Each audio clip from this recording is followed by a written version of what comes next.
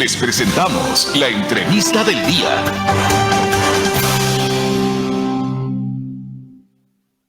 7:05 a.m. Estamos ya de vuelta en CR Noticias Primera Emisión en este 24 de mayo del año 2021 y estamos agradeciendo ya la presencia del doctor Esteban Santos y también del licenciado Rodrigo Gómez de la Torre esta mañana. Con ellos, junto a Sandra Grimaldi, vamos a intentar hacer un balance en los minutos que tenemos por delante sobre lo que significa el fin de gobierno de Lenín Moreno, estos 4 años, y también el advenimiento de Guillermo Lasso. La mecánica, la de costumbre, empezaremos con los dos entrevistados y posteriormente iremos con Sandra Grimaldi. Y la pregunta de cajón, aunque a veces ya no se habla mucho de los que se van, sino que hay que hablar de los que vienen, pero en este caso, sin lugar a dudas, que han sido 14 años en los cuales el gobierno directa e indirectamente han vivido otra forma de hacer política, otra forma de ejecutar la administración pública. En ese sentido, empezaría con Esteban Santos saludándole. Gracias por estar en este feriado. En vez de estar descansando, ustedes están con nosotros y eso nosotros lo valoramos sobremanera. Esteban, en 2 minutitos, ¿qué significa o qué ha significado estos 4 años de Lenín Moreno frente a la presidencia de la República? Bienvenido. Muchas gracias, Fernando. Soy yo quien se honra de poder estar en este prestigioso espacio. Mi saludo también a Sandra y a Rodrigo, con quien pues tendremos la oportunidad de conversar el día de hoy. Miren, cuando personalmente reflexiono sobre qué fue, cuál sería el legado que nos deja el gobierno de Lenín Moreno, yo me atrevo a decir que lo divido literalmente en dos gobiernos. Un primer gobierno, analizar lo que fue su gestión de gobierno como tal, y creo que dejó mucho que desear. Todo lo que tiene que ver con una falta de liderazgo y lo que fueron este desfile entrante y saliente de funcionarios, los casos que igual de corrupción nunca se llegaron a dar, y por último, estar en medio de una pandemia con un proyecto de vacunación que quedó en pañales, al punto de reconocerse que si es que se mantenía este proyecto, este programa de inoculación a la población ecuatoriana, nos faltarían 6 años para terminar de inocularnos a todos. Esa es una primera mitad, que con gusto la exploramos, la analizamos y vemos cuál fue su legado, insisto, ya del manejo como tal del gobierno, de su liderazgo al frente y comandando a todo un país. Y el otro 50%, yo me permito también decirlo, que es un legado que pasará a la historia, porque si no hubiera sido gracias a esta pelea o a este avenimiento que tuvo el presidente Moreno con su predecesor, con el señor Correa, pues yo no creo que hubiéramos estado el día de hoy conversando de lo que sería un cambio democrático, este cambio pacífico de la transferencia del poder en manos de un demócrata. Y en esa medida creo que la historia sí tendrá que poner a Moreno en su sitial, porque fue alguien que luego de 10 años de haber permanecido en un mismo proyecto político, con una misma ideología y demás, termina despertando o termina reconociendo. El punto es que termina con todo lo que pudo haber sido el Ecuador si regresamos a ver a muchos de nuestros países en la región. El Ecuador hoy en día se aleja mucho de lo que está pasando en la Argentina, de lo que está pasando en Bolivia, y con extremos un poco más delicados, lo que es Nicaragua y evidentemente el estado fallido de Venezuela.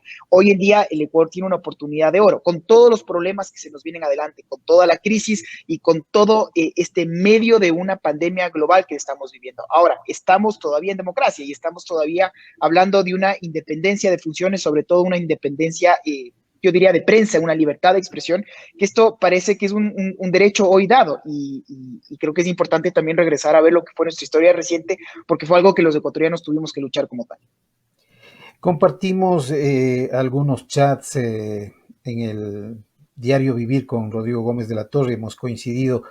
Algunos chats que también son muy mesurados y otros que son muy radicales. En algún chat advertía que desde hace 2 meses decían falta 30 para que se vaya el peor gobierno de la historia, falta 2 días para que se... Parecía como cuando se despide el año acá en Quito, la tradicional quema con la radio Tarqui. ¿Y por qué traigo a la colusión esto? Porque justo la misma pregunta para Rodrigo Gómez. Yo personalmente no tengo nada con Lenín Moreno, más bien siempre hemos optado por una comunicación equilibrada en lo más que se pueda, pero como Rodrigo Gómez, que ha estado más de cerca, incluso en ese trabajo de ser representante del sector empleador para la fijación de salarios en el país, mira estos 4 años de Lenín Moreno. Bienvenido, Rodrigo. Estimado Fernando, Esteban, Sandra, qué grato saludarles y un gusto a todos los internautas y radioescuchas. Yo no sé por qué hablamos de 4 años de Lenín Moreno. primeramente, porque al final del día son 14 años de Lenín Moreno. Que Lenín Moreno estuvo 6 años de vicepresidente y luego, como funcionario del Estado, porque estuvo pagado por recursos estatales, estuvo en Ginebra. Y ahí es cuando para mí, el primer impacto para mí con Lenín Moreno fue cuando asume la presidencia en el 2017, justamente hace 4 años, del 24 de mayo, y si no me falla la memoria, el 28 de julio sale y dice, la mesa no ha estado servida, la deuda no ha sido de 38,000, sino ha sido de 58,000 millones de dólares. Y ahí comienza el primer impacto fuerte, porque dices, ¿cómo alguien que ha pasado tantos años en el mismo proyecto político, el cual le cambiaron de summa causae al, no me acuerdo cuál, tomó un cambio de nombre, pero la estructura del proyecto político manejado por las Emplades era el mismo? No sabía lo que estaba pasando ahí adentro. Y viene mi pregunta fue, ¿no sabía? ¿O está nos está presentando una imagen de inocencia de no haber sabido o no haber querido asumir lo que estaba pasando? Porque era muy difícil no saber el monto de la deuda, como un punto chiquito de ejemplo de lo que estaba ahí. Entonces tú asumes un gobierno y un gobierno que inicia con una bonita palabra. Dentro de la misma estructura política iniciamos con un decreto ejecutivo que me parece que fue el número 5, en el cual en el Ecuador se dialogaba por decreto. Entonces teníamos que dialogar. Se crea el Consejo Consultivo Productivo y Tributario y pasamos 90 días dialogando, mesas de debate, qué son los problemas del país. Y todos estos problemas que se analizan en ese tiempo nunca llegan a una concreción real. Y ahora, obviamente, 4 años más tarde, estamos analizando la misma situación y la misma conflictividad para asumir un nuevo gobierno, en donde yo no solamente creo que es un reto. El reto está dado, es evidente, hay un cambio de forma de pensar en la cual no solamente el reto es para un gobierno, sino para el ciudadano. Durante 14 años nos dijeron que papá gobierno soluciona todos los problemas de los ciudadanos. Y ahora nos estamos dando cuenta que papá gobierno, todo lo que soluciona, nos cobra con intereses, parece de usura, porque los costos de hacer eso son muy, muy altos. Entonces, iniciamos un nuevo gobierno, sí, con un gran reto, pero también hay una gran responsabilidad. Yo creo que algo que mencionó Esteban es fundamental, porque no podemos caer en lo que pasó con Bolivia, que ante unas elecciones evidentemente cuestionadas, pues entró la presidenta Áñez y luego retoma el poder el MAS, o lo que sucede en Argentina, en que sale Cristina Fernández de Kirchner con cuestionamientos gigantescos en la justicia, entra Macri, pasa 4 años en una convulsión social muy grave, como que la que nos está dejando calentando calles ya de una vez del actual presidente, que ya horas, tal como tú lo dices, sí hay gente que contamos los días, las horas, los minutos y hasta los segundos, pero deja y retoma el poder Alberto Fernández en Argentina, con esta Cristina Fernández de Kirchner, me parece que tenía 28 o 30 procesos judiciales que comienzan a desvanecerse mágicamente a raíz de que asume la vicepresidencia. No, perdón, a raíz de que gana la vicepresidencia. Y debemos reconocer que el triunfo, tanto en Bolivia del MAS como en Argentina del kirchnerismo, son triunfos que no son cuestionables, son triunfos rotundos y claros. Entonces, yo creo que el mayor reto es poder retomar una economía en mayores niveles de libertad, poder retomar procesos como los que acaba de anunciar, y lo veo en el Universo el día de hoy, que dice, anuncia concesiones de refinerías, carreteras y probablemente la venta del Banco del Pacífico, que al final del día es un banco que debió haber sido vendido de inicio, pero entender que las concesiones nada tienen que ver con privatización, Y esa es una educación que hay que darle al pueblo. Rodrigo. Porque hay el otro lado, y con esto termino, Fernando, porque lo peor que podríamos tener en este instante es regresar a un pasado altamente cuestionado, lleno de actos de corrupción y totalitarismo, cuando lo que necesitamos es ser el ejemplo de América Latina para no retomar lo que está sucediendo en Colombia. Ponemos los ojos en Perú, vemos Argentina, vemos lo que sucede en Chile, y más bien acordarnos de ese 10 de agosto, primer grito de la independencia, o ese 24 de mayo en que se marca un hito de libertad para el Ecuador, y en el caso del 10 de agosto para América, y pensar que esta es una nueva retomada.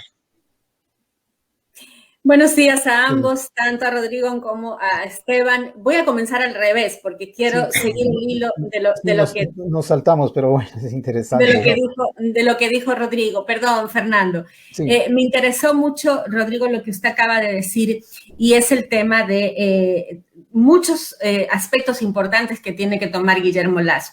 Pero estas acciones, ¿cómo las vislumbra usted?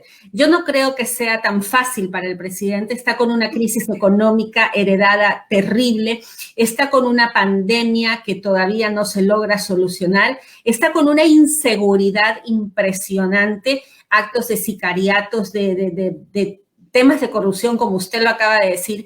Y ayer nosotros estuvimos con Fernando enterándonos, me imagino que ustedes también, de la noticia de José Augusto Briones, cómo muere, obviamente, en una situación bien compleja, de dudas. Dicen que se suicidó, pero él ha sido acusado en un tema de corrupción muy importante. ¿Cómo ve usted el panorama del nuevo gobierno en estos primeros días?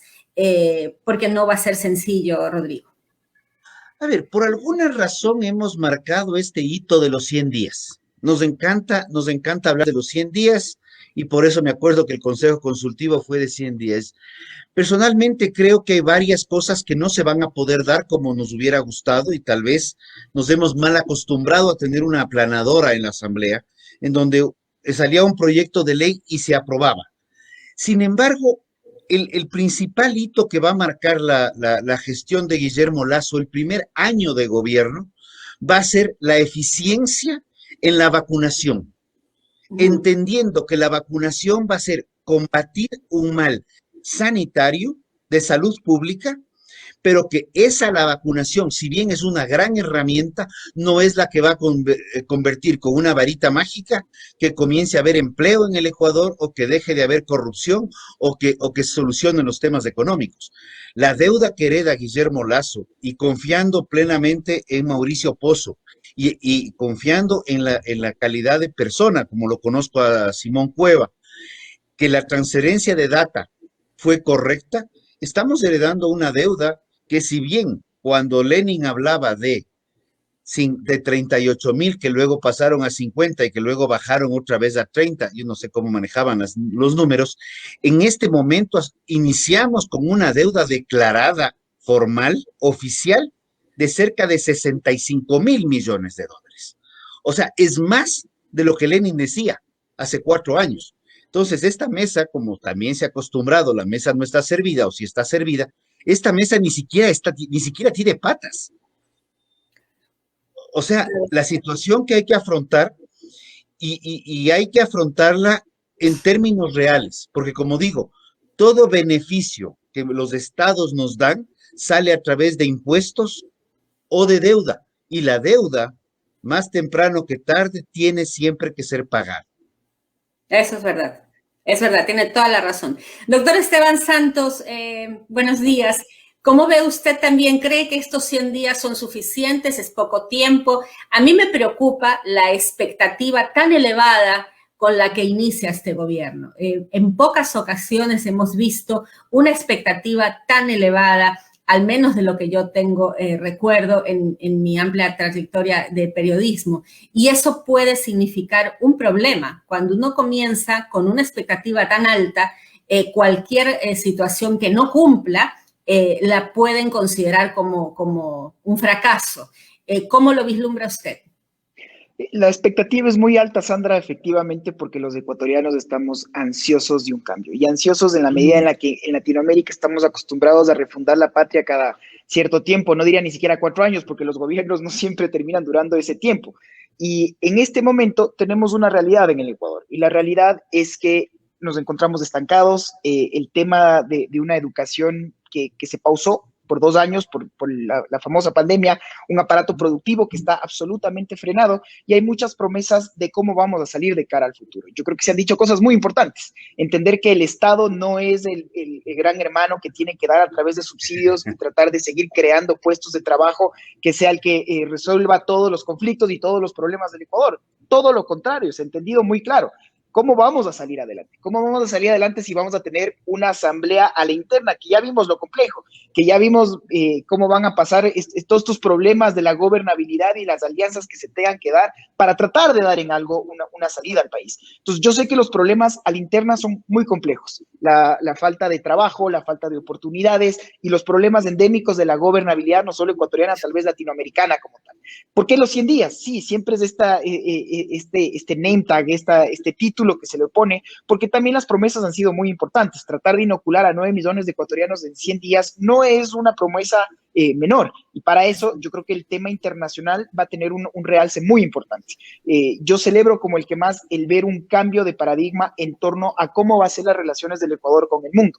Puntualmente entender que para que el Ecuador pueda salir, tiene que estar inmerso en las relaciones internacionales, en el concierto internacional. Esta idea de que nos vendieron de la famosa soberanía, muy mal entendida, un Ecuador que se empezó a apartar de los acuerdos internacionales, que en un Ecuador que quiso decir poco más y el Estado soy yo. Pasaron pocos años y nos dimos cuenta que nuestros vecinos Colombia, Perú, sí firmaron los acuerdos comerciales, nosotros casi nos quedamos fuera de estos importantísimos mercados como son nuestros socios en la Unión Europea y ahora los Estados Unidos, que lo estamos reconociendo. Entonces, este cambio de discurso es muy importante. Veamos si efectivamente cómo hacer este gobierno entrante para lograr cumplir, por un lado, esta promesa de tener a una población sana, porque nada de lo siguiente va a poder salir, Sandra, si es que no tenemos a una población vacunada. Entonces, esta primera promesa de la diplomacia de las vacunas va a ser muy importante y para eso actores relevantes como Rusia y China están en la palestra. Eso es entendible. También regresar a ver cómo vamos a terminar de concretar estas otras dos promesas. Un acuerdo comercial con nuestro principal socio comercial y el abrirnos justamente a la cuenca Asia-Pacífico con el ingreso a la Alianza del Pacífico. Entonces son expectativas, insisto, muy altas que espero que se pueden empezar a dar cuando yo veo dos pilares importantes. Primero, un grupo, en mi criterio, de primer nivel con el cual el presidente entrante se ha rodeado. Personas de altísimo talante, personas muy preparadas en su área de experticia y por eso ya invita a soñar que sí se puede tener un mejor futuro en esa medida. Y la segunda, que lo que esperamos es que esto efectivamente no quede solo en el discurso, que se puedan dar acciones reales, concretas, para que los ecuatorianos empezamos a sentir que el aparato productivo empieza una vez más a engranar. Para esto yo creo, y termino también diciendo, que en estos primeros 100 días hay que tener una sincerada como país, porque hay que entender que para poder inmiscuirnos en el mundo tenemos que negociar. Entonces, ¿cuáles van a ser las ramas sensibles que el Ecuador va a estar dispuesta a decir como líneas rojas? Esto es en lo que yo tengo que proteger, y cuáles van a ser las áreas en donde me voy a abrir para que el mundo pueda justamente comercializar con el Ecuador. Hay que hacer cambios importantes en materia laboral, en materia tributaria. Son siempre temas extremadamente espinosos que el presidente que ha intentado toparlo terminan calentándose las calles.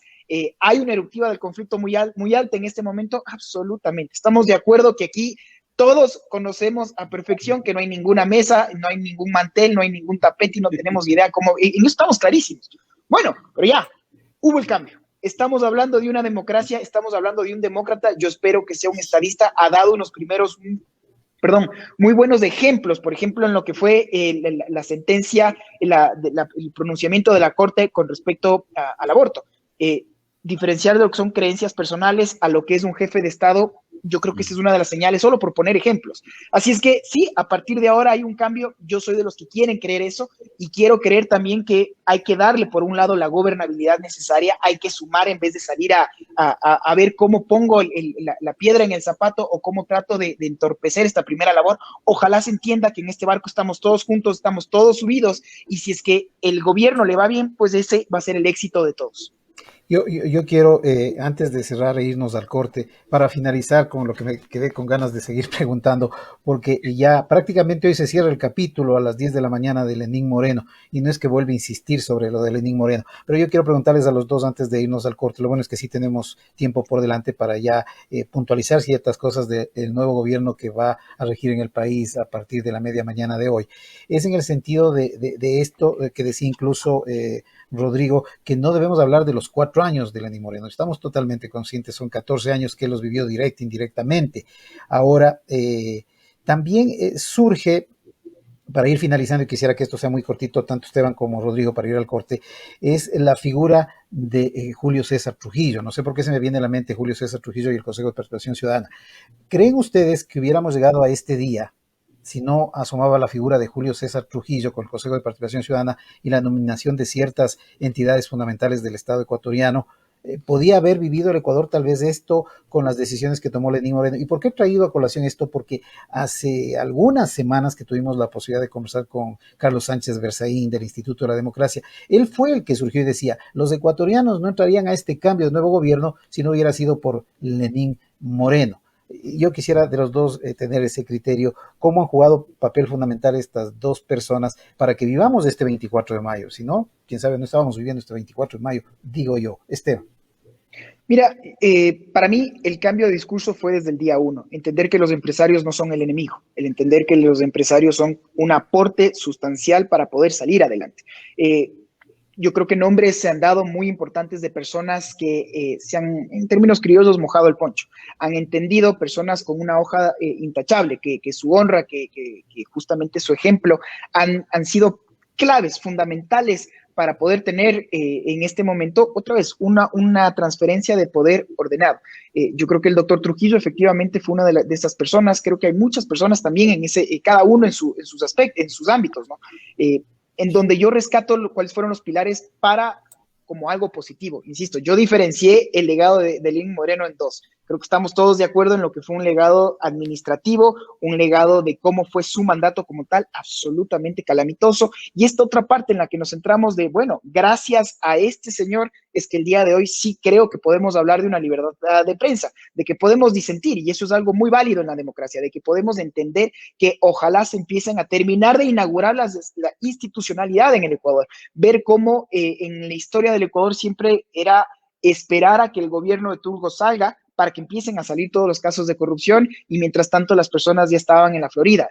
No que esto no ha dejado de ser, pero que veamos, por ejemplo, una fiscalía proba, que empezamos a sacar casos que la opinión pública lo conocía, pero que están empezando a darse, están empezando a actuar. Es algo que tiene que llamarnos la atención como algo positivo. Y en esta última parte yo creo que también es cierto que hay que reconocer que sí, son 14 años, que el señor nunca supo. Pasamos de un autócrata, de una persona que ejemplificó todo lo que tiene que ser un caudillo, una persona que sí dijo desde el comienzo, el Estado soy yo. Él quiso peregrinarse en el poder, que es otro de los problemas muy graves que tienen las democracias febles en Latinoamérica, y eso es algo que se cambió para bien, se cambió con la idea de pensar que por un lado están las cámaras, por otro lado están los universidades, la opinión pública tiene que darse y tiene que seguirse practicando. Esto es algo que otra vez, hoy día parece algo lógico, mínimo, no era tan fácil, no estaba tan claro hace algunos años, y esto es algo que sí lo tengo que reconocer como tal. Yo termino diciendo que aquí regreso a ver con ansias, sí, estamos todos listos para dar la página y virar la página, sobre todo porque ya estamos listos, ojalá se entienda así adentro en la asamblea, más que a criticar, a ver cómo puedo yo aportar,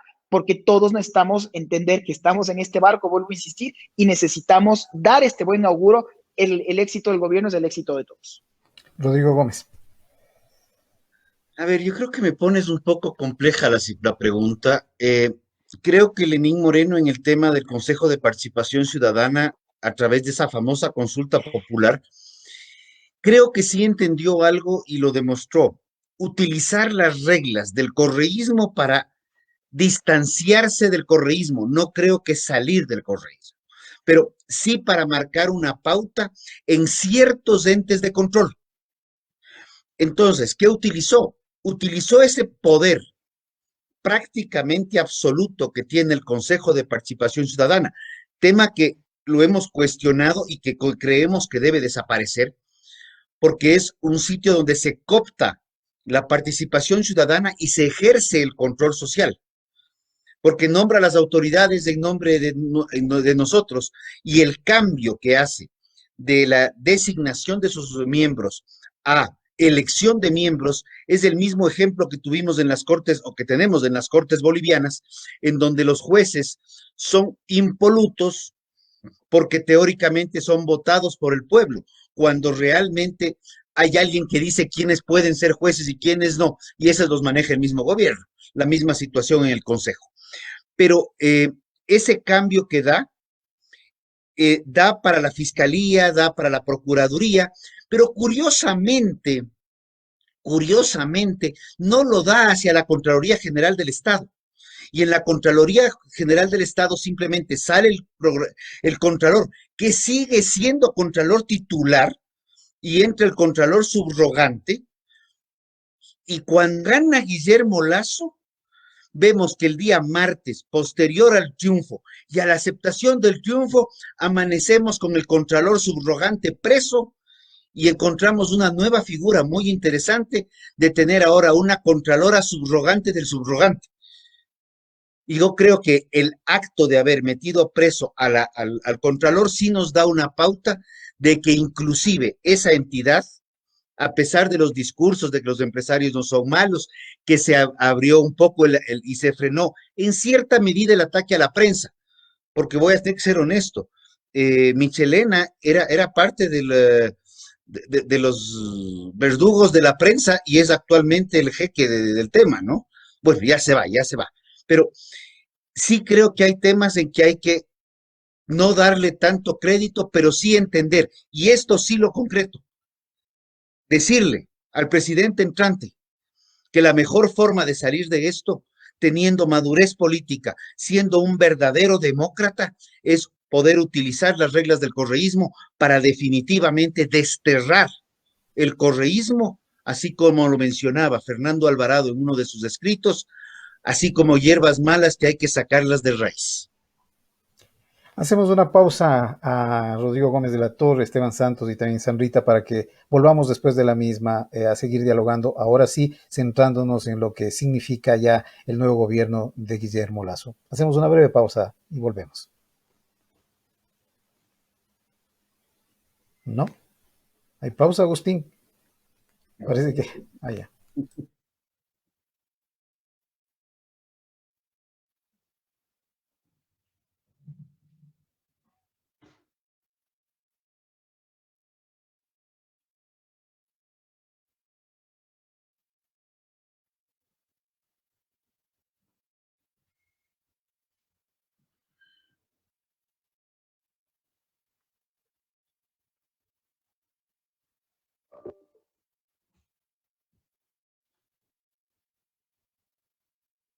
Espectacular por cómo la pelota entra en ese ángulo tan difícil. Somos CRE Satelital.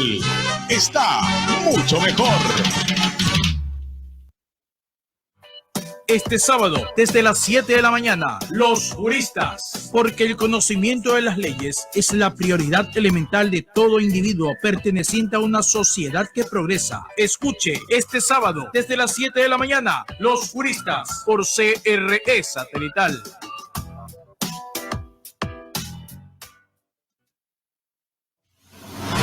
Porque la experiencia no es un accidente. CRE Noticias, de lunes a viernes de 6 a 8 de la mañana. Noticias, entrevistas, análisis, denuncias, deportes. Un país informado es un país que progresa. CRE Noticias. La difusión y el análisis de los acontecimientos más destacados en Ecuador y el mundo. CRE Noticias, primera emisión.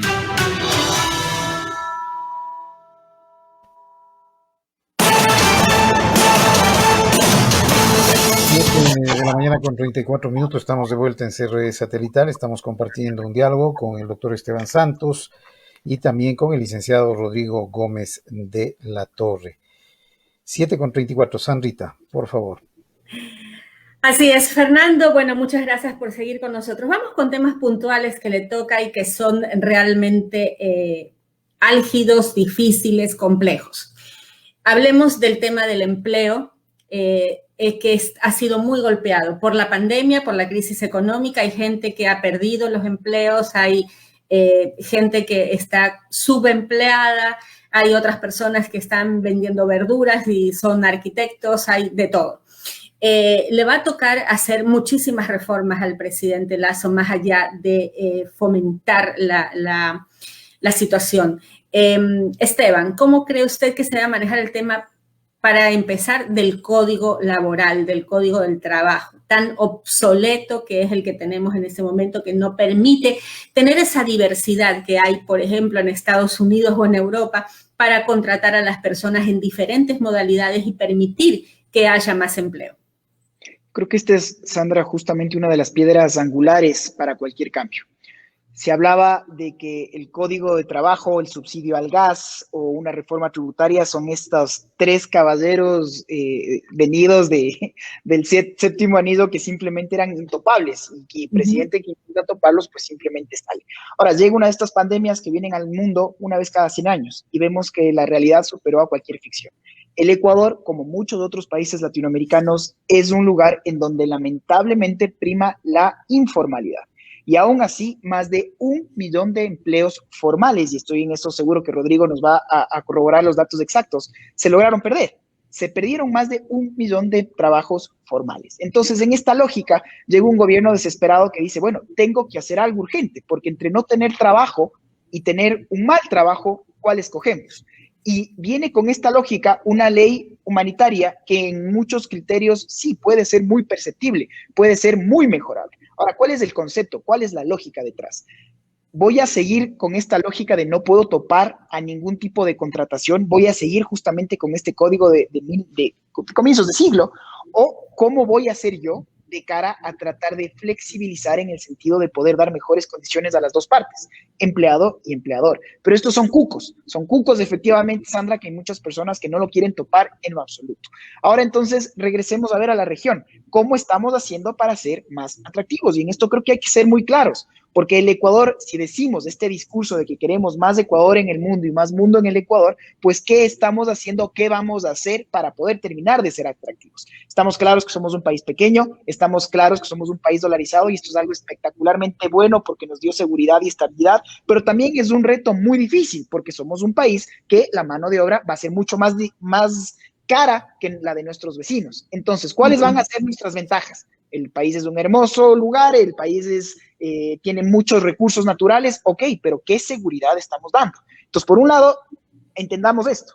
Si vamos a competir contra nuestros vecinos, que en gran medida producimos lo mismo, ¿qué opción diferente tenemos? Un país pequeño, un mercado pequeño, un país en vías de desarrollo. Entonces, lo primero va a ser seguridad jurídica. Y esto fue uno de los cucos que el gobierno de Correa lo quiso plantar. Y no solo que lo quiso plantar, sino que cambió la Constitución para que esto quede claro.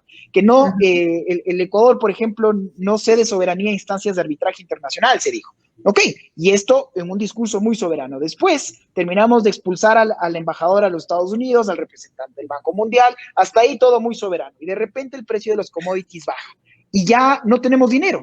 ¿Y ahora quién nos presta? Y nos prestaron justamente países emergentes a una tasa muchísimo más dantesca, con condiciones que venían empleados, trabajadores propios de la China, bancos chinos, maquinaria china. Esto no es algo bueno, no es algo malo, estoy simplemente contando lo que fue la historia reciente del Ecuador. Y por último, ¿qué es lo que dijo China? Bueno, usted puede ser todo lo soberano que usted quiera, Ecuador, pero a mí me paga con el petróleo que ha prevendido de aquí a futuro y en caso de controversias, ponemos una cláusula de solución de controversias que nos vamos a la Cámara Internacional de Shanghái. Tómelo, déjelo, porque usted no le pone las condiciones a su banquero. Y el Ecuador, entonces, ¿qué hizo en su momento? Pidámosle un pronunciamiento al contralor del entonces y él dijo, sí, sí procede. Esta misma lógica es la que yo quiero terminar de entender el día de hoy, porque si queremos nuevos desembolsos por parte de los multilaterales, si queremos efectivamente firmar un acuerdo comercial con nuestro socio comercial más importante, los Estados Unidos, y por último, este otro gran reto, la Alianza del Pacífico, ya se ha dicho muy claramente, se tienen que dar dos cambios importantísimos. Uno, en una reforma al Código de Trabajo y dos, una reforma tributaria. Estos dos temas, yo termino diciendo, creería que dentro de una lógica, el gobierno entrante debería plantearlos en este momento. Ahora que está empezando y que tiene justamente un capital político que siempre va a tener un desgaste fruto del ejercicio democrático, que se lo presente en este momento. y que sea el momento en que los ecuatorianos decidamos cómo queremos inmiscuirnos en torno a una comunidad internacional.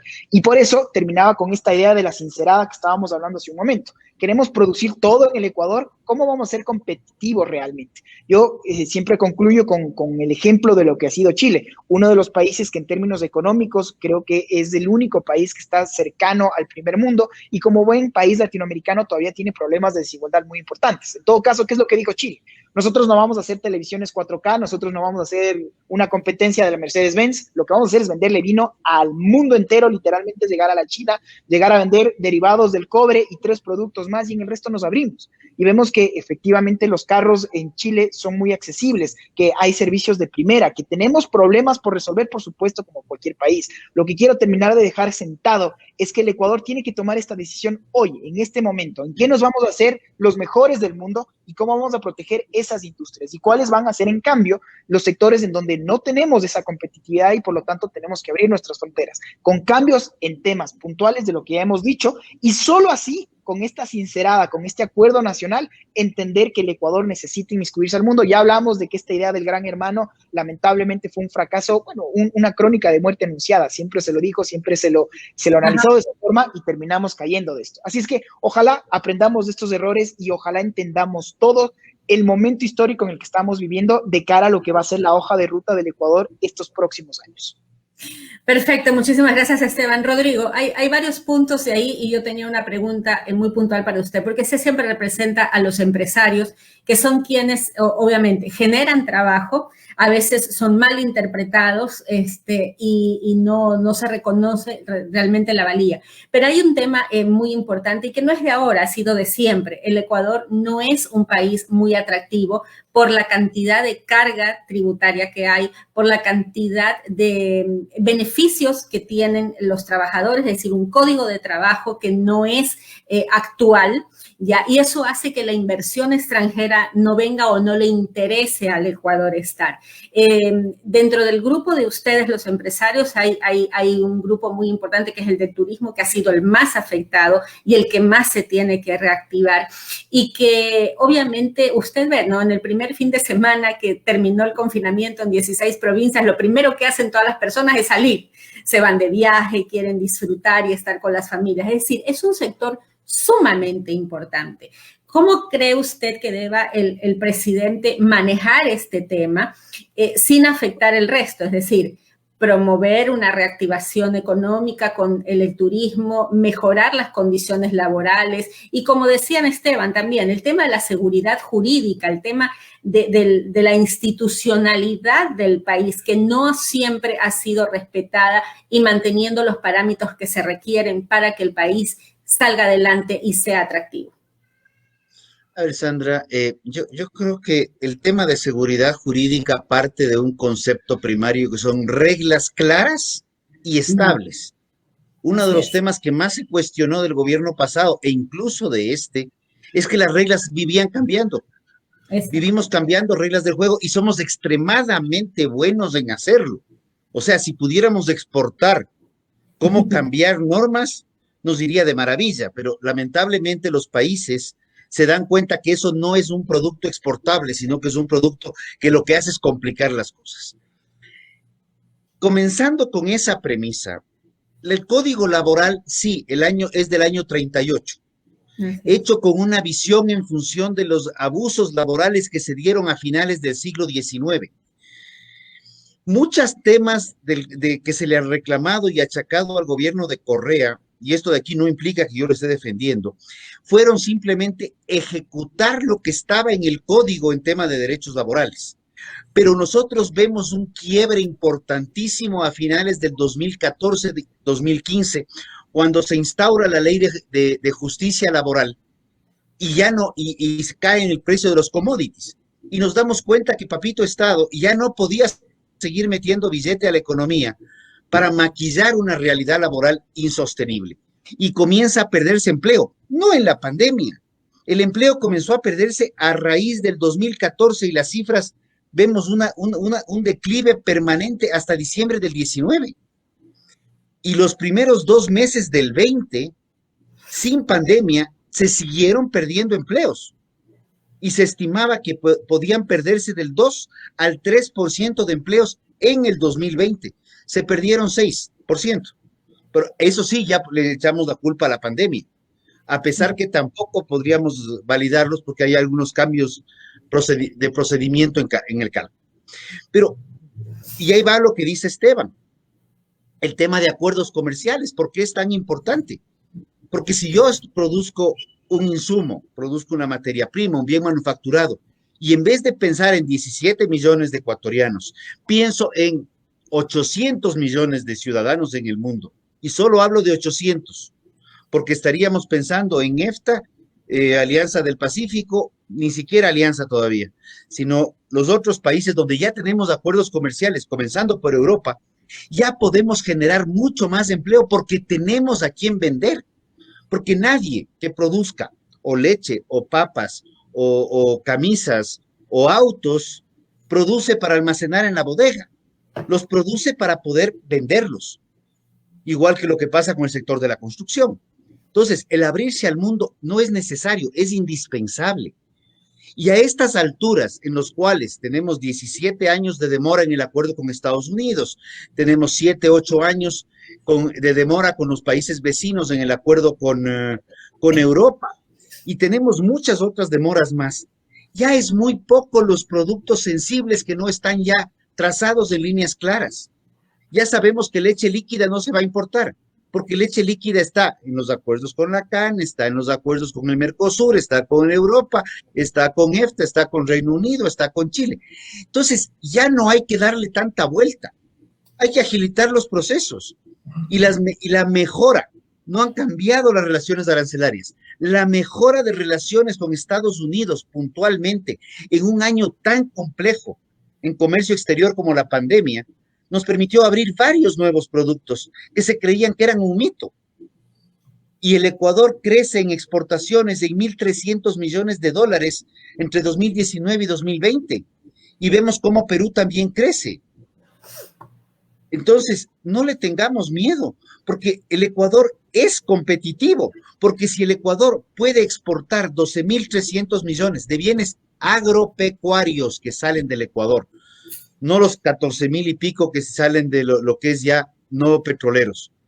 Si hemos podido ser un país exportador desde hace más de 100 años, a pesar de todas las trabas que no vienen de ahora.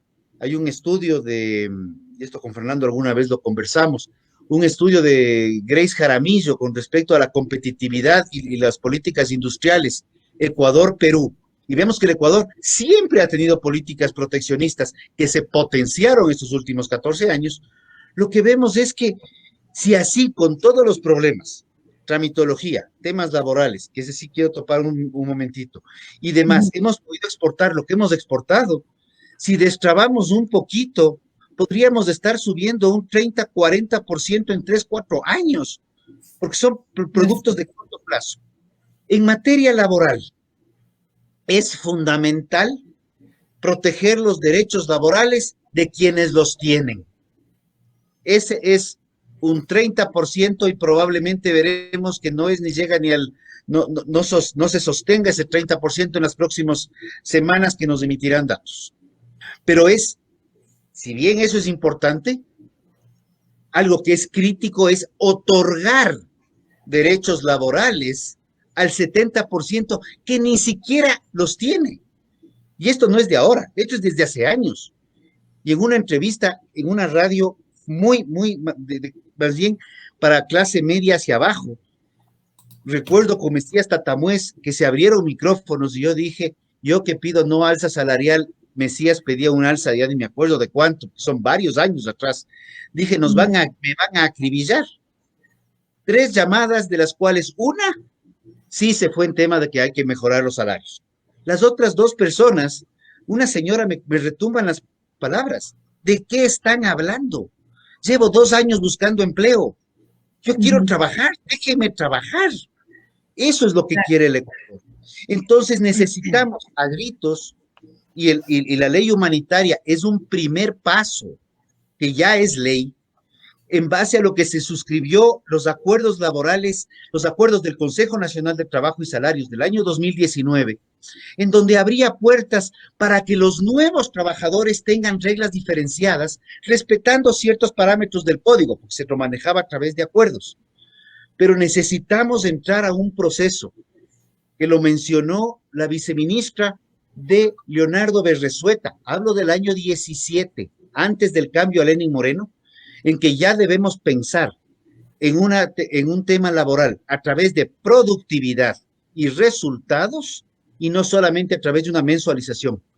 Y ese es el cambio que podemos dar hacia nuevos empleos y reconocer que hay temas que no podemos seguirlos consolidando, como las mafias que se consolidan en ese nuevo documento que aprobó la Asamblea de Ley de Tránsito, donde inclusive se incumplen con todos los derechos laborales del Código que ya estaban en la ley anterior.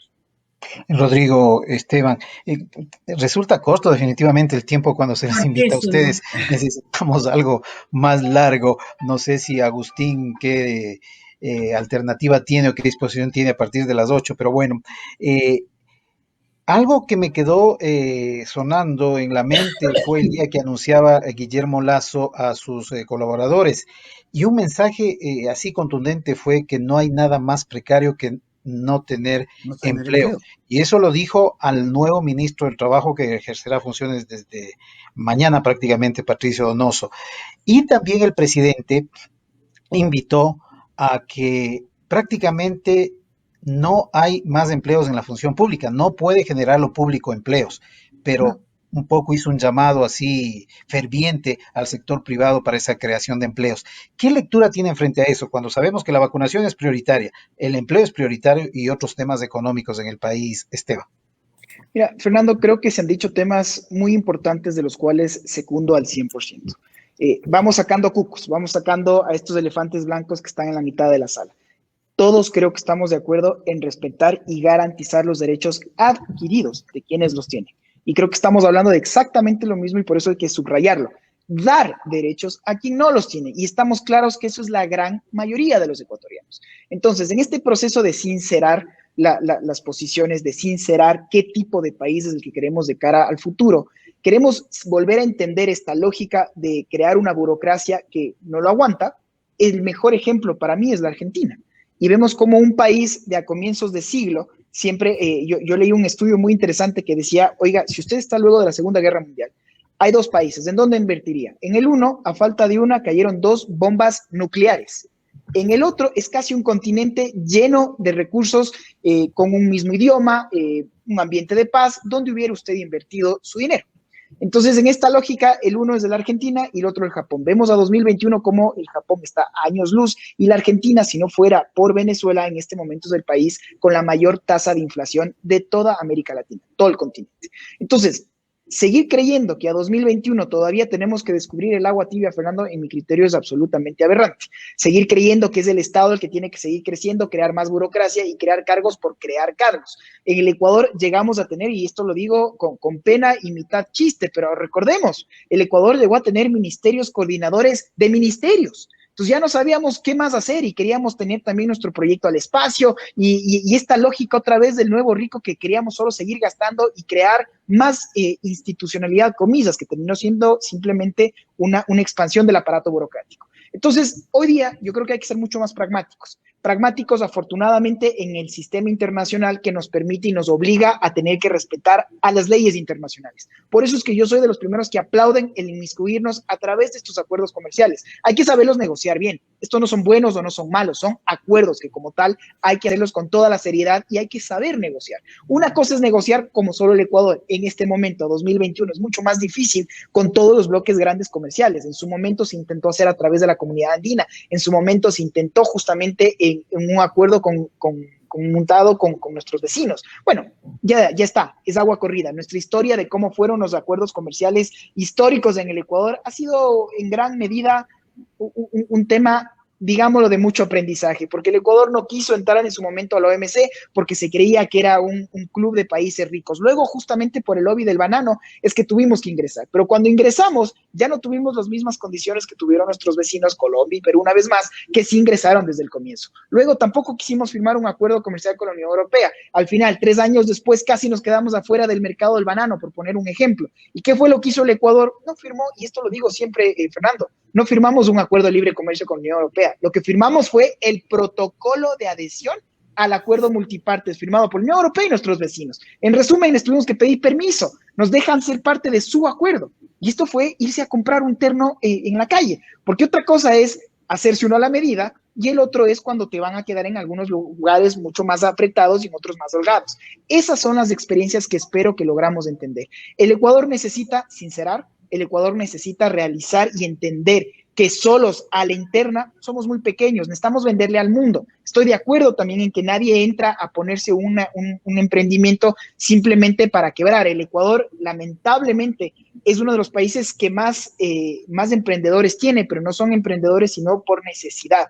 Y en el Ecuador hay estadísticas muy lamentables, que el 80% de los nuevos emprendimientos fracasan en los primeros 3 años. Entonces, estos son datos que se tienen que cambiar, que se tienen que revertir. Y para eso, ahí está justamente el apoyo que tienen que dar las universidades, el apoyo que tienen que dar las cámaras, pero siempre bajo un manto de un gobierno que respete las libertades, que respete la democracia, que dé seguridad jurídica y que finalmente nos ayude de cara a las relaciones internacionales a presentar las condiciones para que el Ecuador, los ecuatorianos, los empresarios, bienes, servicios, podamos tener las mismas condiciones que nuestros vecinos. Esos mínimos es lo que se está pidiendo, pero una vez más, los últimos 14 años no estuvo tan claro esto. Entonces, las conjeturas han cambiado, yo creo que hay que aprender mucho, hay que sincerar el discurso y por eso es que esta oportunidad dorada, no sé si la volvamos a atender, es un reto muy importante que tiene el gobierno entrante y ojalá en la medida en que cumpla con estas promesas que veo de cara al equipo de trabajo que está consolidando,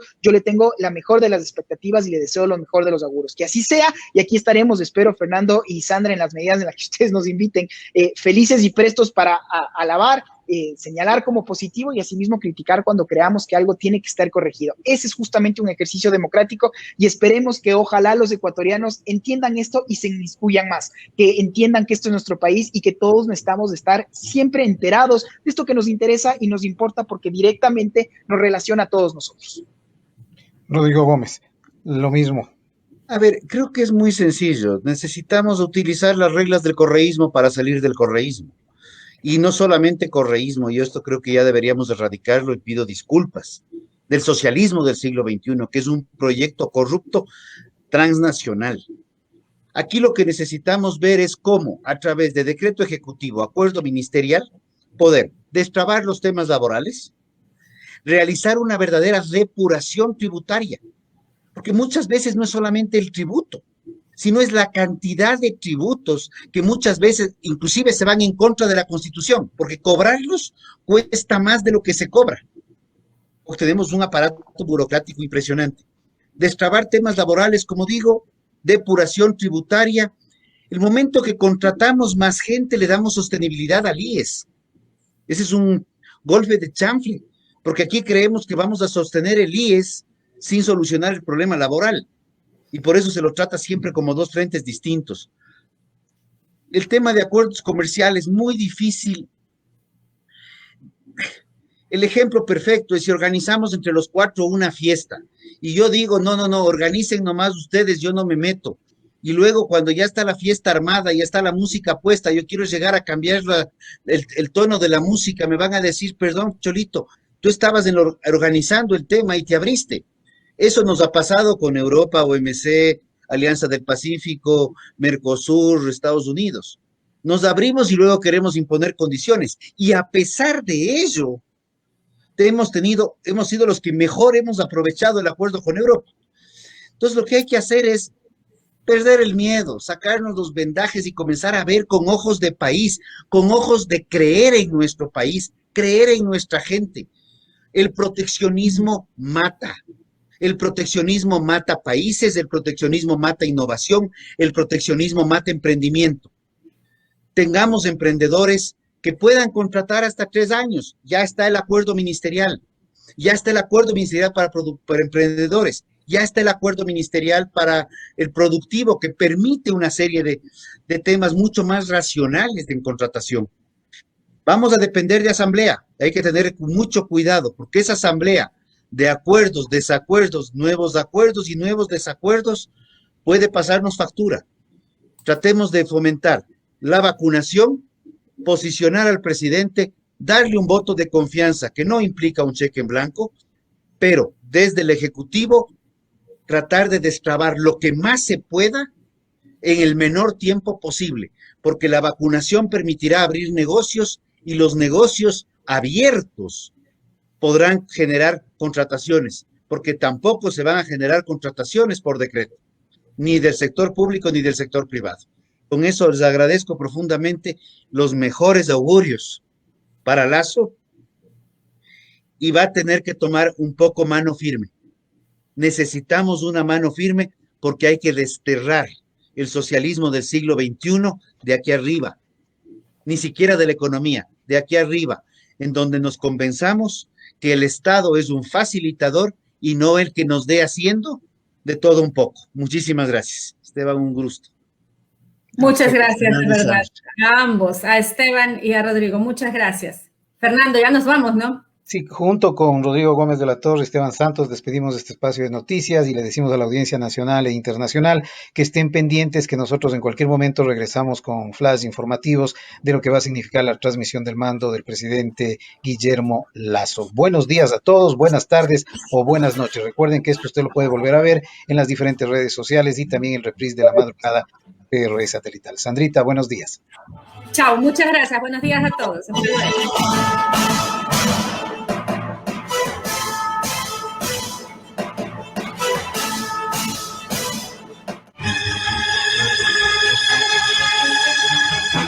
Desde la ciudad de Guayaquil, República del Ecuador, transmite CRE Satelital 560 AM, la radio de las noticias y los deportes, una estación de Cortel S.A., haciendo comunicación desde 1940. CRE Satelital, la experiencia no es un accidente.